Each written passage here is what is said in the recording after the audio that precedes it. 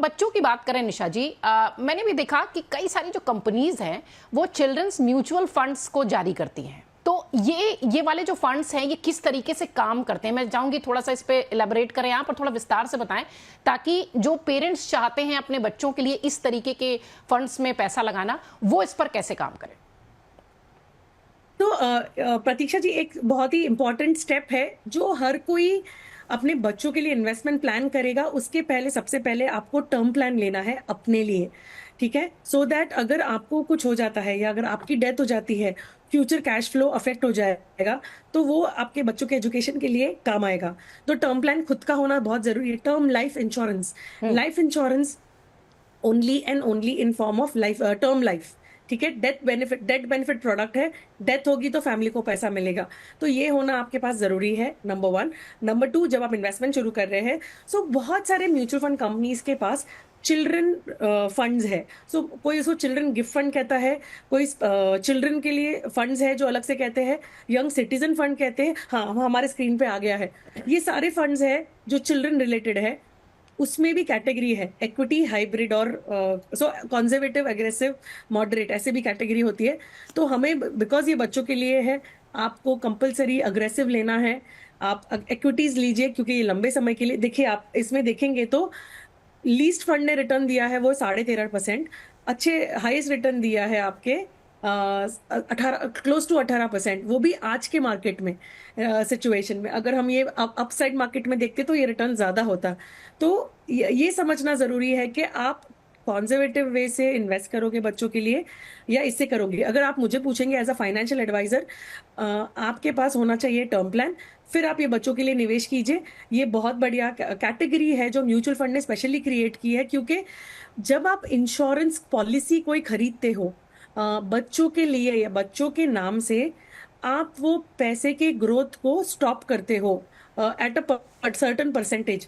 तो traditional plans जो है, लाइफ इंश्योरेंस के जो इन्वेस्टमेंट के हम कहते हैं, उनका रिटर्न जो है वो 5 से 6% तक रेस्ट्रिक्ट हो जाएगा। हमारे सामने लाइव क्लासिक एग्जाम्पल है जहां 12 से 18% तक छूट रहा है। हम तो 10% बोल के लेके आते हैं इक्विटी में इन्वेस्टमेंट करने के लिए, तो 10% की अपेक्षा से आओगे तो आप कभी नाराज नहीं होंगे।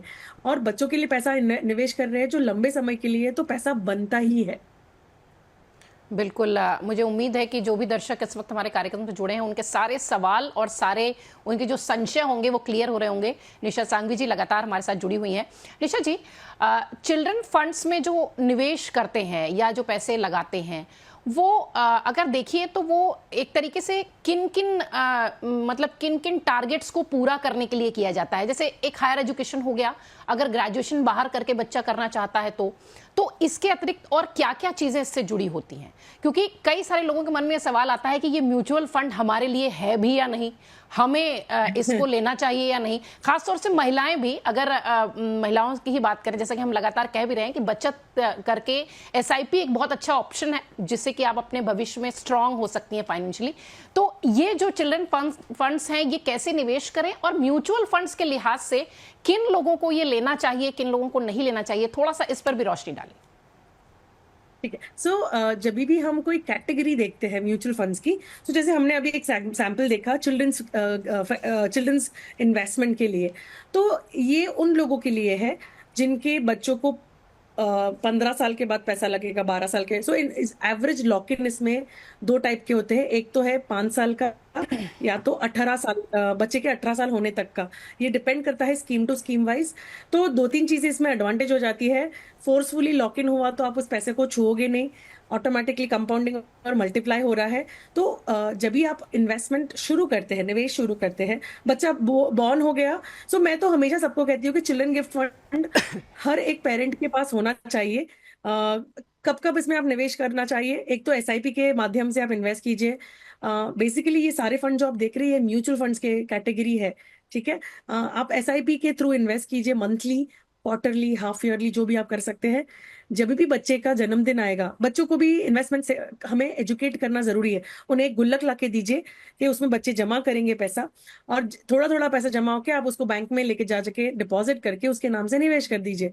उससे क्या होगा, बच्चों को भी एक डिसिप्लिन आ जाएगी, जब वो बेफिजूल खर्च करना चाहते हैं तो वो भी स्टॉप हो जाएंगे। तो बच्चे बोलेंगे नहीं मेरा पैसा इन्वेस्टमेंट में डाल दो।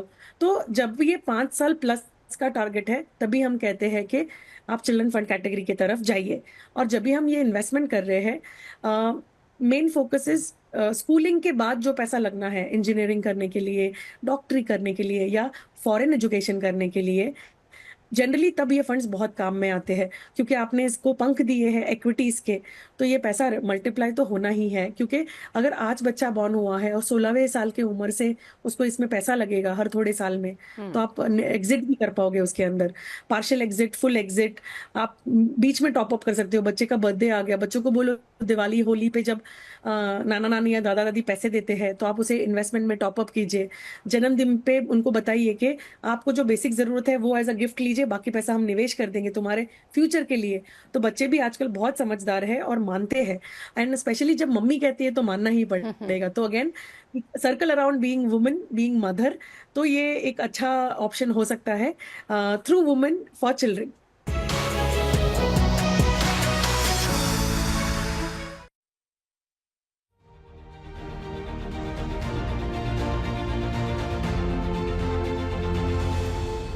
अगर आप ये वीडियो YouTube पर देख रहे हैं तो हमारे चैनल को सब्सक्राइब कर बेल आइकन दबाएं और Facebook पर देख रहे हैं तो हमारे पेज को लाइक करें।